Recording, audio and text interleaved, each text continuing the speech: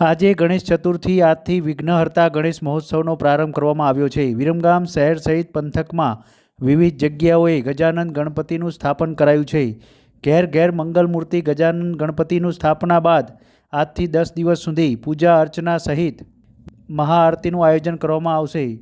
વિરમગામ શહેર સહિત પંથકના ગ્રામ્ય વિસ્તારમાં ગણેશ પંડાલો સહિત વિવિધ જગ્યાઓએ ગણેશ સ્થાપના કરવામાં આવ્યું છે. વિરમગામ શહેરના સૌથી જૂના ચાંદફળી, ગોલવડી દરવાજા, વિજય ચોક, પાણીબાઈ યુવક મંડળ, વિવિધ સોસાયટીઓ, શેરીઓ અને ઘરે ઘરે ગણેશજીનું સ્થાપના કરવામાં આવી છે અને આગામી 10 દિવસ સુધી ગજાનંદ ગણપતિની પૂજા અર્ચના સહિત મહાઆરતીના કાર્યક્રમો યોજાશે.